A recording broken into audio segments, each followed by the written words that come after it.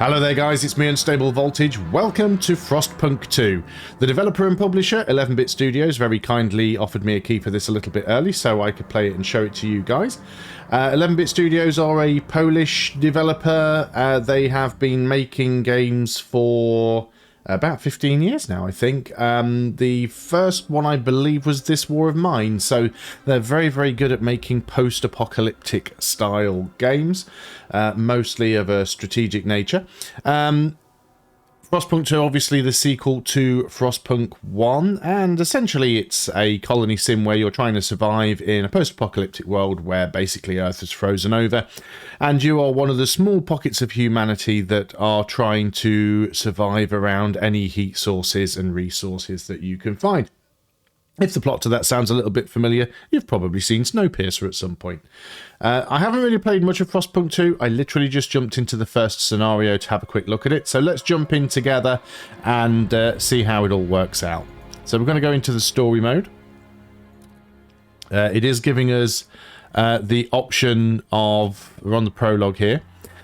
So was there any bump to read there? I didn't check it out. So they came upon an old machine, as they always do, and when the whiteout hits, they must survive. Okay.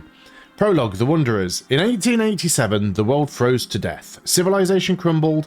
The failing British Empire built generators to support cities of evacuees, cities that would become the last on Earth. Whether huddled by a generator or out in the open frostland, those that survived were shaped by the ordeal. 30 years later, all became very different people. So I haven't played Frostpunk 1. Well, I have, but a long time ago, and I didn't play very much of it. So I'm going to just jump into this on Citizen, because it is quite a hard game by all accounts. And I did read something in the information I was sent along with it that basically said if you haven't played it before, play it on Citizen. So I'm going to go ahead and do that. And if it's too easy, I will bump it up. Now bear in mind, even though this is like the lowest settings for everything, it still says moderate challenge. Moderate challenge, but with margin for error and room to correct mistakes. That's what I need. We're not going to put it on survivor mode, but here goes.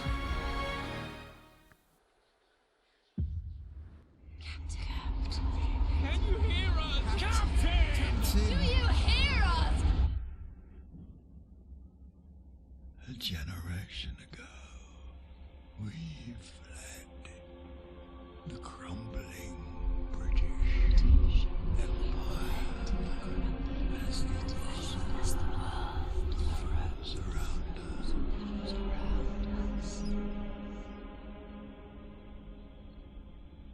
I held New London together.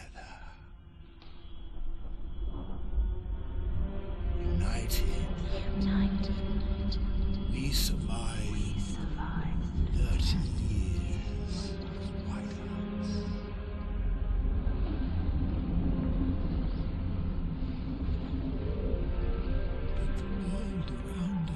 But the world around us is dead.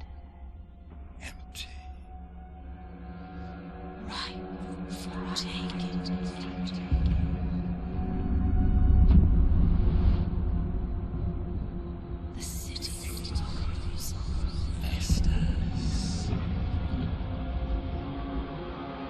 Merely surviving is not enough.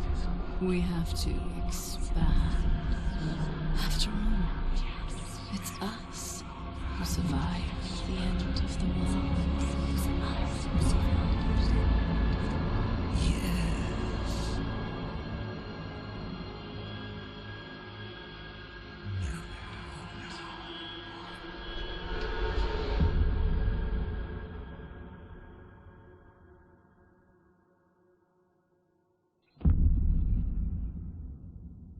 One thing that I did notice in that intro cinematic, because that's the second time I've seen it now, is when the camera is really up close to the character's face, it really doesn't look that good. The skin texture doesn't look good, the colour looks wrong, the hairs look too coarse. When the camera zooms out to a reasonable distance, it's actually a very good player model. I just wish they either hadn't have zoomed in so close to it, or they'd have actually made a model that was designed to be seen up that close, because it just kind of... I don't know, you've got a really good quality model and then you sort of spoil it by zooming right up into its nose hairs. So, the prologue. We've been roaming the frozen desert for years. Many of us do not remember a world before the Great Frost. Now, another whiteout is coming, and again we've reached the old machine. Again, we rely on its furnace to provide heat through the storm.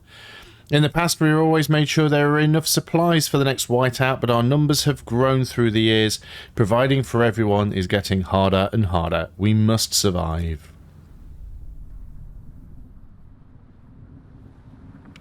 So if you have played Frostpunk 1, you will probably remember that it started out with a generator in the middle of the map, and everything was built around the generator. And you kind of built all of your extra buildings in concentric circles around it. Now that's changed a little bit in Frostpunk 2. You do still start with your furnace pretty much in the middle of the map, but it's a little bit more free about how you can build around it. And you're going to see that in this first scenario, where, much like Snowpiercer, we have come across this large train. The old dreadnought remains in pieces under layers of snow, but the scattered wagons still have resources inside. First, we must break ice to reach one of the oil wagons and construct an extraction district to use it. Then we can turn on the dreadnought's furnace to heat us. We will restart the furnace. First thing I'm going to do here is pause the game, so time's not starting to run away with us.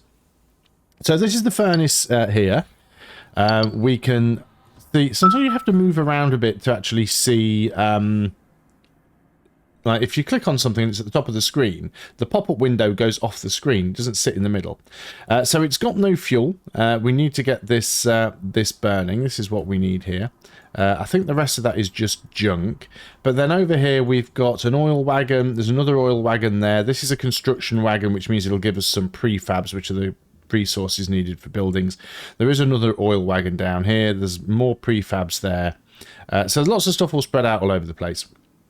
Now, before we can build on top of anything, because we do have the option to build districts, like for example, we need to build an extraction district on the oil, but you'll see everywhere has got this sort of grey black cross hatching on it. We cannot build there. The only places we can build is here on the white. This is where the ice has already been broken, so we need to break up the oil a little bit. So we're going to go for these ones here. So we have the option for this. This is frost break. If we just hit T, it'll tell us a little bit about it. Initially, you can only build districts in a limited area. The wider terrain is covered in frozen stiff ground, which is impossible to construct upon. To widen the build area, you'll need to use frost breakers. You can send out frost breaking teams by clicking on the frost breaking button located in the bottom right of the screen. Then find your way towards the edges of the buildable area and click on the yellow tiles until the indicator circle is full. After that, tick to confirm and start construction, or use the right mouse button to cancel your last choice. To build districts on resource deposits covered by frozen stiff ground, you will have to frost break those tiles. Frost breaking cost is fixed, and unless there are no more tiles to click, the amount of tiles needed to begin frost breaking is always the same, which I believe is 7. So we want to clear this oil, so we're going to click on frost breaking. And you cannot just click out in the middle of nowhere. Oh, it's 8 tiles. You cannot just click out in the middle of nowhere. You've got to start on a tile that is already uncovered. So we're going to click on that one, and we're going to uncover as much of this as possible. Now, we are going to also, and you can branch out from it, because we know we're going to need to get this these prefabs soon as well. So I'm going to go and do that all together. The next one will probably be out to this oil wagon. So now we've done that, we can click the tick button. And I will have to unpause here. And you'll start to see the vehicles coming out. Now, if you've ever seen these big, massive quarry excavators that they mostly use in Central and Eastern Europe, you'll know just how big they are. I mean, they are bigger than buildings. They are absolutely colossal. I think they're actually called Colossus, actually. And that really just makes you wonder how big this train was. One thing that I dislike is that you can't really see from this view. I mean, it looks lovely, by the way. You know, it actually looks fantastic. But you cannot tell from this view where the ice is and where it isn't. Like, you can't tell which areas need frost breaking and which ones already have been. So that's a little bit annoying. We've got a pop-up here about scraps. Scraps are a stockpilable resource that can be spent on frost breaking, funding construction, or when using specific actions. Scraps are collected weekly and everybody provides their share. The bigger the community, the more they contribute. You can always use the take scraps action on Wanderers, which will increase the number of scraps in your stockpile, but also worsen your relation with the Wanderers, which as a result will lower trust in you as a leader. You can also use the return scraps action, which does the opposite. It costs you scraps but improves relations and trust. Now, one thing that they do have in Frostpunk and Frostpunk 2, and you're obviously probably not going to see it here in this video, is there are certain times where you do have to interact with your population, or populations, because there may be multiple factions, and they give you choices. You have to basically decide on an action to take, and they're not all necessarily good choice, bad choice. Often, you know, they're all going to be a compromise. You can, if you are streaming Frostpunk 2 on Twitch, there is Twitch integration where you can actually get your Twitch stream chat to vote on the resolutions for these things, which I think is kind of cool. But obviously, as I'm playing on YouTube, that's not really going to be the thing. Space to pause, which is always nice. So we've frost broken all the ice around the oil wagon, the first one. So now we're going to go here and build an extraction district, and we're going to put that on the oil wagon. And again, the districts are 3 tiles. So let's build it around here and click on that, and we'll unpause that to build. Now that should give us both of our objectives over here. Well, it won't turn on the furnace, but we can do that as soon as it's done. We've got 86 weeks until the next whiteout arrives, which is not great, really. Is it going to tell me here? No, it's a little bit annoying. I'm trying to put the mouse over it to get it to tell me that little pop-up, but it keeps going away. But we only have 85 weeks, which is not good. It sounds like a long time, but in the grand scheme of things, it really isn't. So we're already on day 5. Got some information at the top of the screen here. You can see our population, which is steadily rising. You can see our available workforce. So not all of your population is available to work. Some are elderly and infirm. Some are too young. There's an icon next to it that currently says 0. That's the number of people who are, or the population of the workforce that are unable to work because maybe they're sick or they're injured or various other reasons. These are our scraps, which is essentially our coinage. It's basically our currency. These are our prefabs, which is basically construction materials used for building. Over here we can see how much heat we have. We have a deficit at the moment because it's very cold and we're not producing any. Here you can see how much oil we have. At the moment none, because we haven't built this extractor. How much shelter we have available. So we have a demand for 40, but we've only managed to fulfill 10 of it, so we need 30 more shelter. The derelict wreck of the Dreadnought is providing 10. You can see our food here. It's currently scarce because we're not producing any food and there's none stockpiled. And now you can see our materials. We actually have a deficit in materials because of the extraction district, which is using some. So we need to turn on the furnace in the Dreadnought wreck and provide heat. This little icon here that's popped up next to the extraction district, this is a decision. So we can click on this now, oil. Sometimes it's just a straightforward information and it's not actually requiring you to make a decision. As the thick black liquid oozes through the pipes, our people rejoice.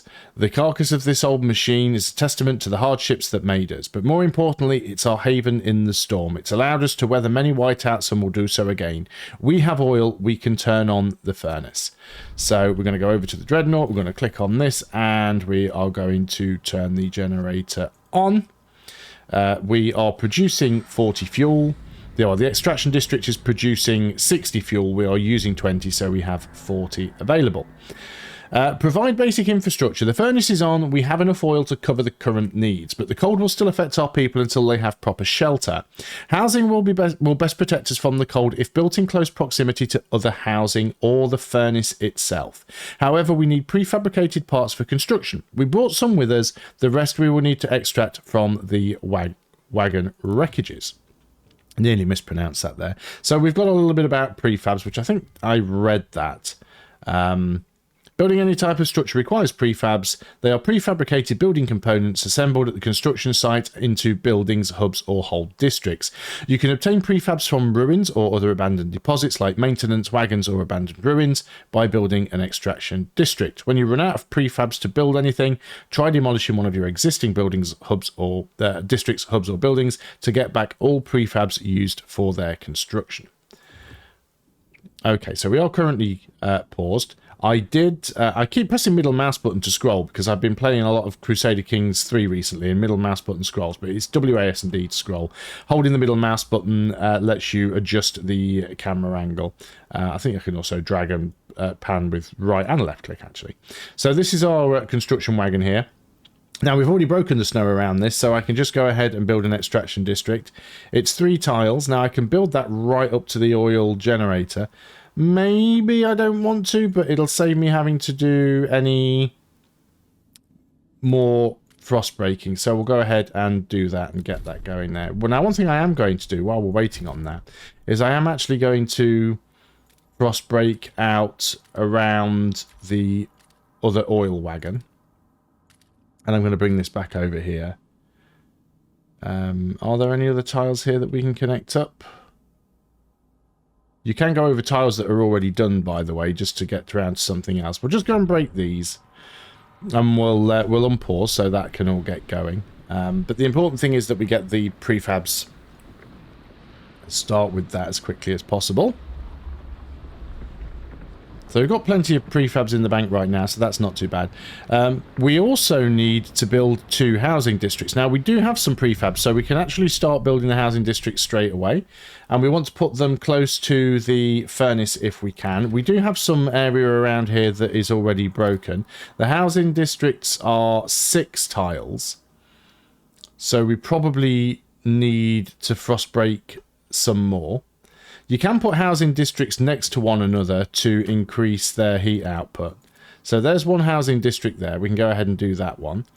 Let's see if we can put one on the other side of the furnace. So we know we have to go for 8. That's fine. In fact, I think that one is already done.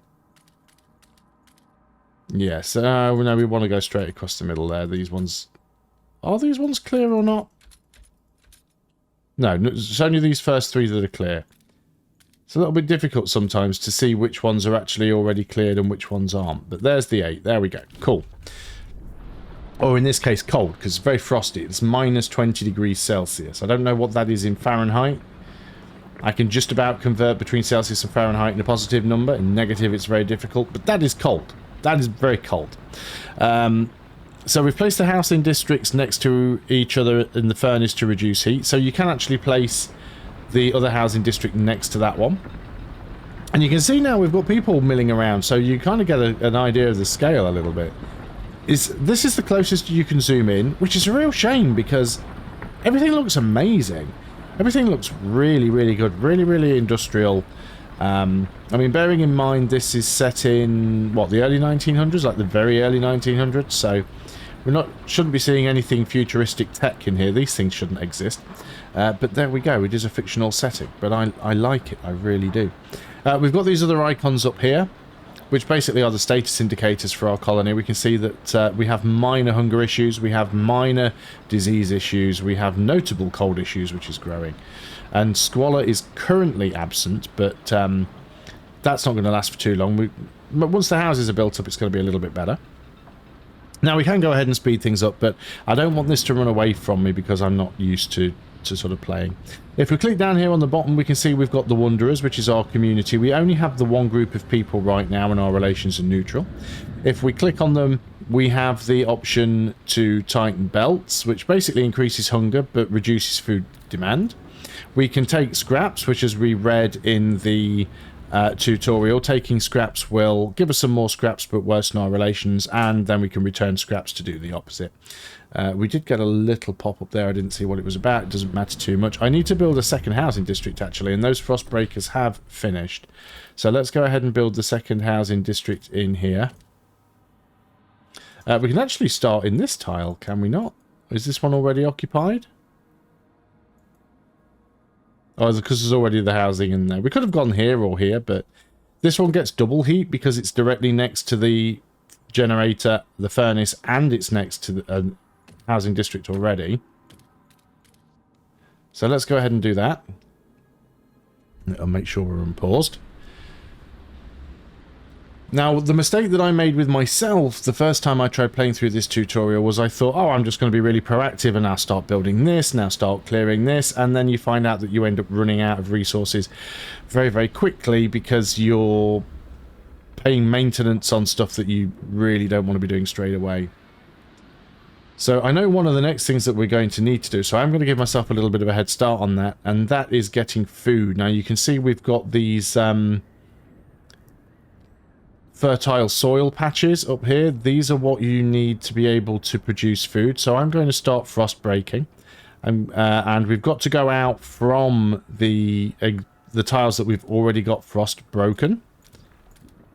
So we're going to go out to this one, and I'm also going to start to move towards the other one too.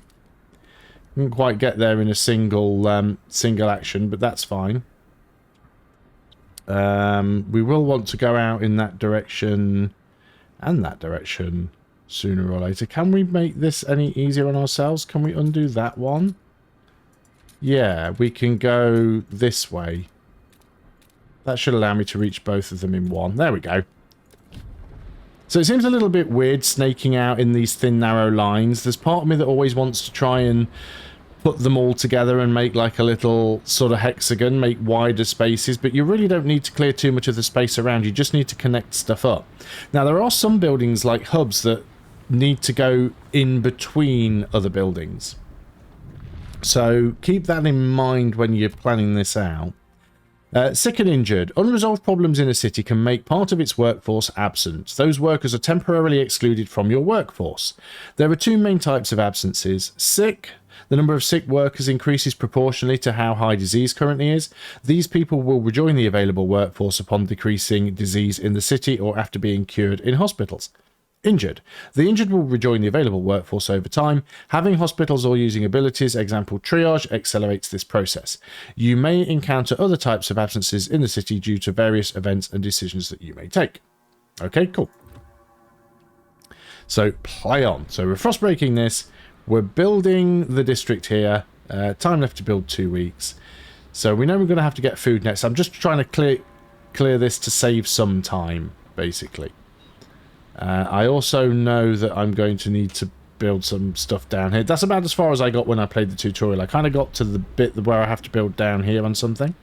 Not the oil wagon, but you will see this soon enough.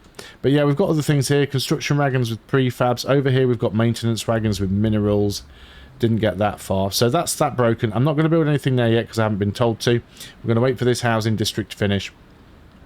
That's not going to take too long. Still saying 2 weeks, but it's really, really close there now. So we're already on week 16, day 2. 73 weeks until the whiteout arrives. There we go. Gain access to food. We have established some heat and shelter for our people. We must now turn our attention to the incoming whiteout. First, we must frost break to the small patches of fertile soil available for growing food. Then we must store it in easily accessible depots. We must move quickly so that no one starves. I see. We've got some stuff going on here. People saying, oh, look, huddle to the camp closer together. Easier to trap the warmth. We're already doing that. So we've already frost broken the fertile soil. It wants us to build a food district. I'm actually going to build 2 because I've seen how bad things get here. So we're going to build a food district on here. Now, food districts are still 3 tiles, so it's a little bit weird. And hit plus on that.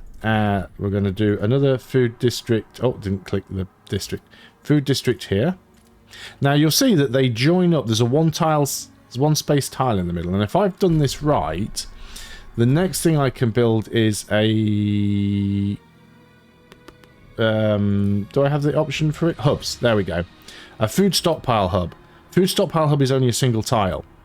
So I'm going to put that here because it's not as close as it could be. If I put it directly next to it, it'd require 10% less workforce. But here will actually do. It's close enough to the two stockpiles. And they'll all build at the same time. So we'll be getting double the amount of food that I would have been. we'll be better prepared for when the whiteout hits. So now we don't have any housing issues. We need 40 housing, and we've got 40 housing. But if our population increases, then we're soon going to have issues there. We are still using materials. We don't have any materials available at the moment. So this is materials specifically. Materials are used to maintain districts and buildings and machines within them. They can be used to manufacture prefabs or goods within industrial districts. Shortage of materials to fulfill demand will greatly contribute to squalor and cause districts of the city to fall into a state of disrepair. You can extract materials from frozen forest deposits or iron vein deposits. Depending on the type of deposit, different buildings can be built within the districts that is placed on that deposit to increase the output. For example, sawmills or ironworks. But I'm not worried about that too much, even though obviously there's a thing there that's a concern. I'm just going to go through and follow the tutorial. So we are now using a little bit more oil. You'll see that we were using I think it was 20. We're now using 50. I'm going to make sure that we, in fact, there's another oil thing down here, isn't there? So I'm going to frost break from here, and you might think, why are you going down to that one, you idiot? What are you doing? There is a reason for this. It is not madness, I assure you. Well, it might be. It might be a little bit of madness. But frost breaking that for a reason. I'm just trying to get a little bit ahead of the tutorial here, but I'm not trying to go away from the order in which the tutorial tells me to do things. But I think the quicker you get stuff done, the less it's going to end up costing you in materials and the less of a struggle it's going to be. Because like I said, by all accounts, it's quite a difficult game, even on the easier difficulty level. So where are we up to now? These are almost finished. The hub's already finished, which is nice. We are still collecting some scraps. That's cool. So we're going to have 2 food hubs online at the same time. Prepare for the whiteout. We secured our immediate survival. Now we have to stockpile as much food as we can before the whiteout forces us to take shelter. To do that, we need to produce more food than our current demand. So you can see that our stockpile, we have to stockpile 40,000 food. At the current rate of stockpiling, it's going to take 154 weeks, and there's only 69 weeks to go until the next whiteout. So that is not good at all. We also now have a heat deficit.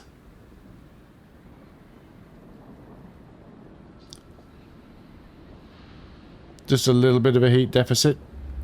So food is going up.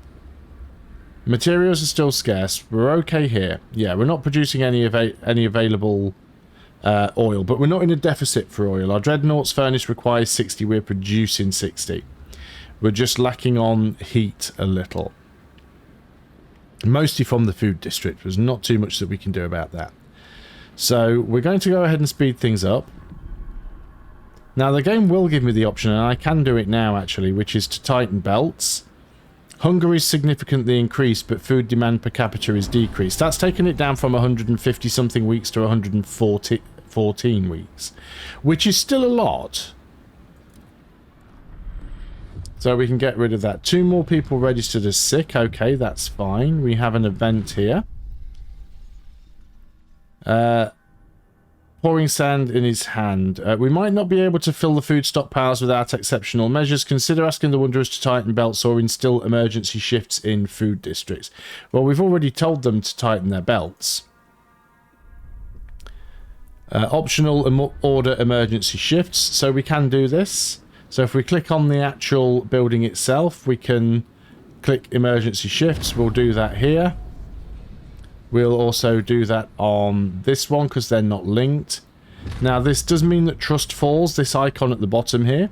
So support marginally decreased by neutral wanderers, and abilities significantly decreased by emergency shifts. So there is a little tutorial for this. Trust shows how much confidence people have as you in their leader and your decision making. It mainly consists of your relations with all the communities and factions which are influenced by your actions towards them and the fulfillment of your promises. Additionally, their opinions of you depends on the direction in which you develop the city. For example, what you research, build, and vote on. When your citizens fall sick or die, it worsens your relations with every community, lowering your overall trust. The levels of trust, ranking from the highest, are revered, respected, accepted, tolerated, and despised. Be careful, if your trust runs out and you become despised, the populace will want to depose you, which will be your end. So at the moment we are tolerated, but that ain't great. So we'll leave that running. So now it's 77 weeks, but that's still not quite enough. I'm just going to go back onto this faster speed. Now you will find we'll get a few more pop-ups happening before we get to this deadline. So I'm not too worried about that right now. Have another event here.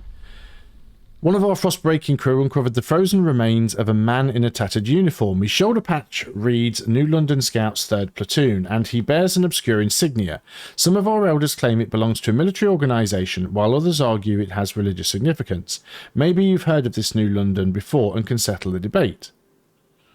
So we can say it symbolises order, it symbolises faith, or I don't recognise the symbol.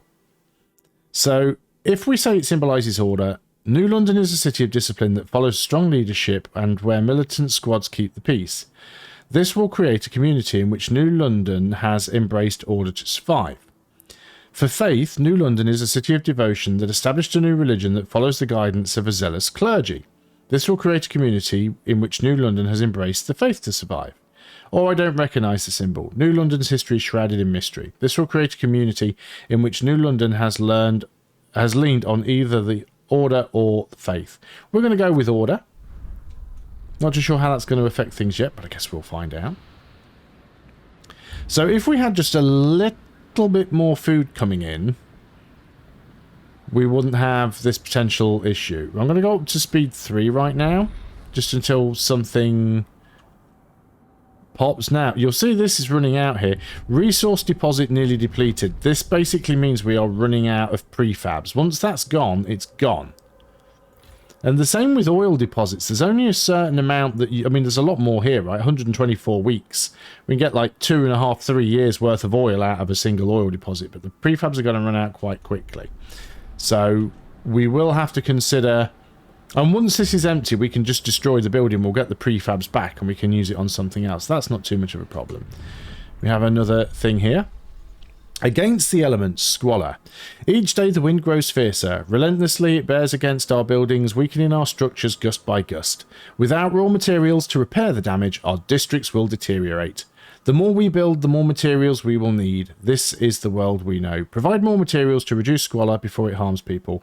Promise to gather more materials, or don't address this right now. We're going to promise to do it because obviously, you know, they hate us. So we need to build an extraction district on a maintenance wagon. Maintenance wagons are over here. They're quite a distance away. I don't think there are any closer ones. Now, if you do click on Frostbreaking, then you actually get to see the icons. So there are 2 over there. There's some more prefabs. There's more oil down here. That was where I was supposed to go with that one. Not that way. I should have gone that way. There's more oil here. So yeah, if we want to get materials, we are going to have to go up in that direction. That is fine. We can do that from here. So let's go that way. We'll probably take a few steps in this direction as well, so we can head towards this other one. And we've probably got enough. Now, the reason I built this down here is because the last time I played this tutorial scenario, it wanted me to get food down here on the seal colony. So that's why I did it that way. So we'll allow that to happen. When I press space, it puts it back on sort of normal speed for some reason. So we're still going to have issues with food at the current rate. What do we have here? Some of your people are ready to sacrifice themselves to lower the food required. Well, that's not good. Oh, we have Frostbroken over here. So let's go ahead and get the extraction district. And this is 3 tiles. That's fine. I don't think we need to put one on there just yet. Maybe we do. We'll see how much it's extracting per month. Does it tell me how much each one extracts? Output 150 and our demand is 80. So that'll be fine. We don't need to worry about that. Once it's built, we should be okay.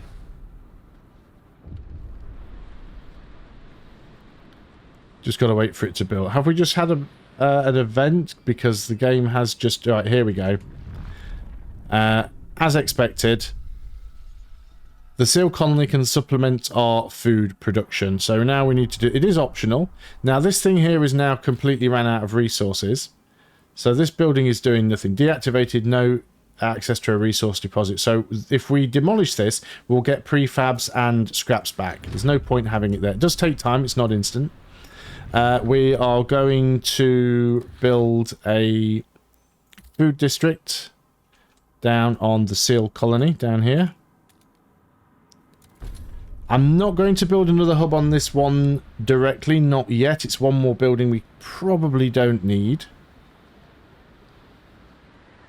And we've got access to oil here that we've uncovered, and we'll have access to more prefabs over here. We should actually start working our way out to that, which is one of the reasons why I sort of went in this direction, so we can get more prefabs. There isn't really too much to uncover there, but we want to grab that where we can. So start frost breaking a little bit early. Let's go back into higher speed.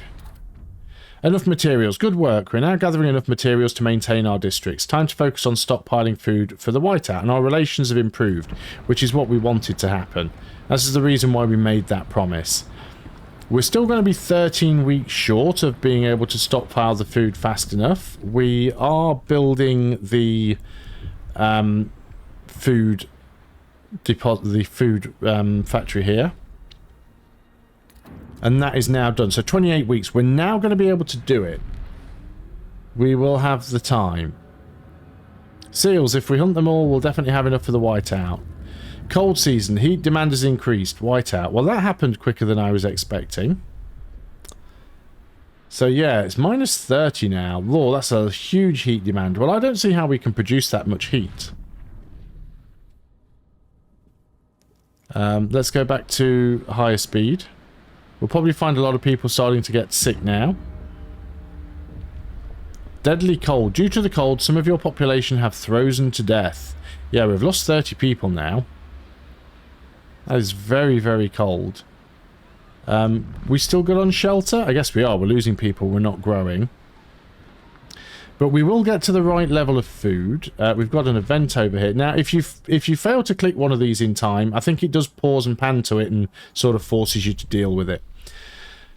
We mourn those who have recently passed. As is our custom, we take them to the oil pits. We gently lower their bodies into the thick blackness. The fuel that keeps us warm in life likewise preserves us in death. But death also erodes trust in our leaders. Without trust, there is no future. Trust and relations fall every time people die. We are still tolerated. So things could be a little bit better there. So week 53, we've been going for a year. This is the material deposit, is it?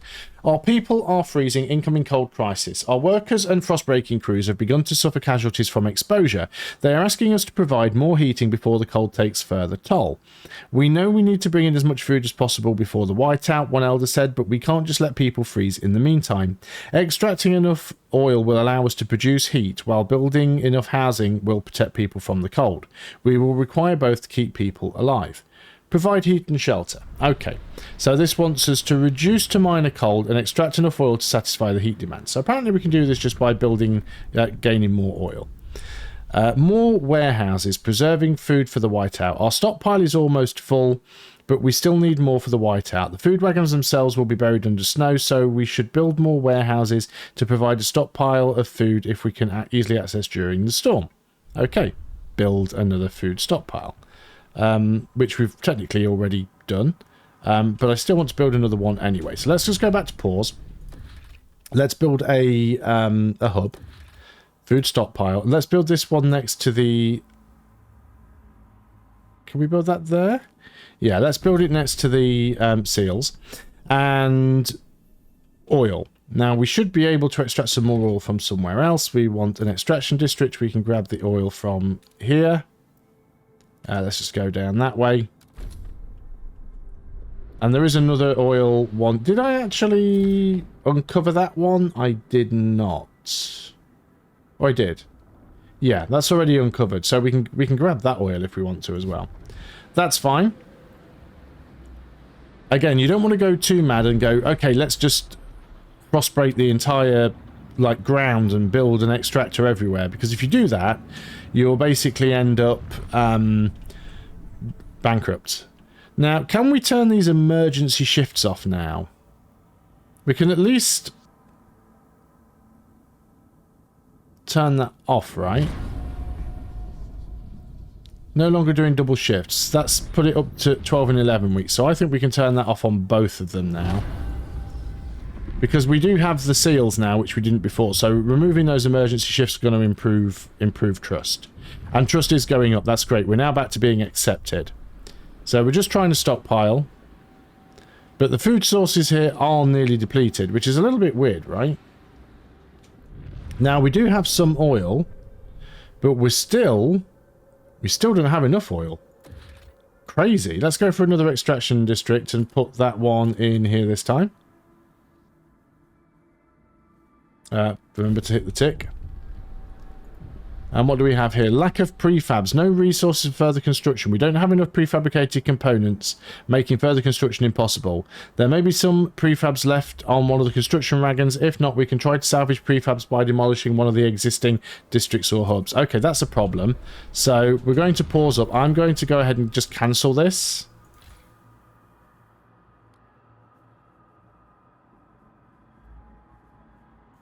Can I not cancel that? Okay, can I build? So that's a construction wagon. Did I uncover it already? Yes, I did. Luckily, the extraction district is reasonably cheap to build. So that's not too much of a problem. So we've nearly stockpiled all of the food. 2 more people registered as sick. We've got another event here as well. The whiteout draws near, a sacrifice. People in the camp are getting tense. They worry we won't gather enough food in time. Our hunters propose to slaughter the remaining seals, including pups and females. This will allow us to gather much more food, but will wipe out what could be the last colony of these creatures on Earth.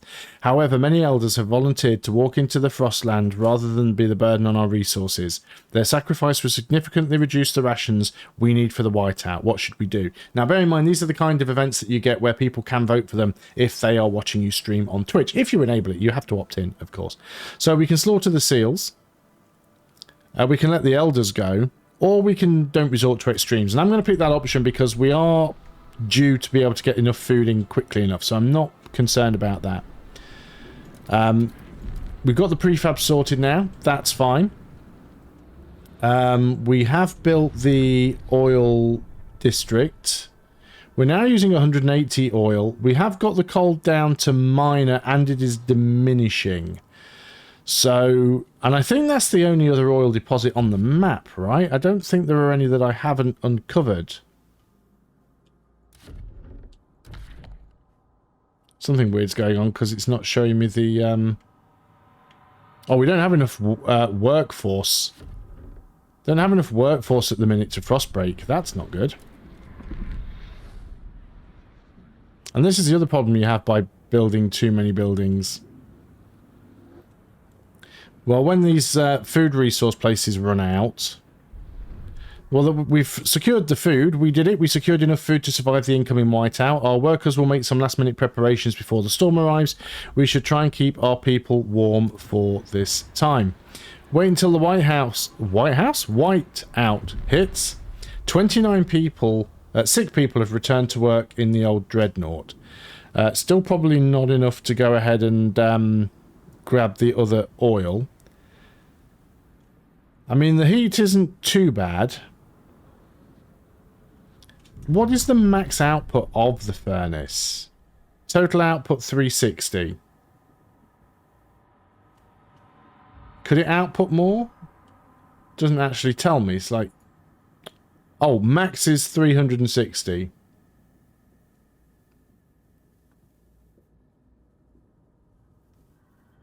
So I'm not sure putting any more oil in would actually help that anyway.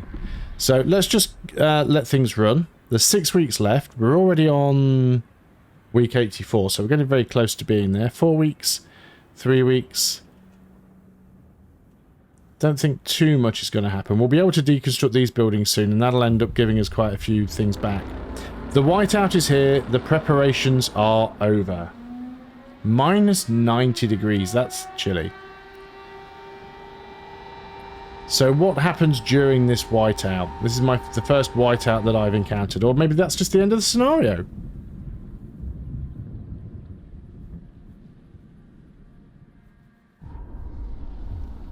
Against all odds, the Wanderers' survival. When the whiteout hit the camp, the Wanderers were ready. Everyone was thankful we acted fast and gathered enough food in time. The miracle of the seal colony strengthened our hope that our journey will lead to a promised land. Our elders have added the story to our great tales, alongside warnings about sinful city that still pumps smoke into the sky. We survived. Bunch of achievements.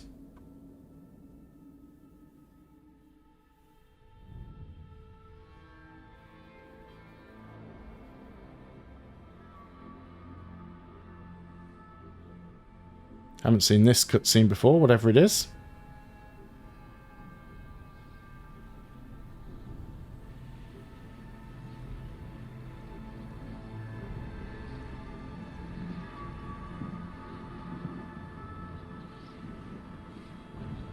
It's looking a little bit choppy, but that may just be because I'm recording. There we go. That's more what the cities look like in... the colonies look like in Frostpunk 1. It's this very sort of... circular thing. Or maybe it's going to be the same, I don't know. We'll look more into that because I am eager to play more of this.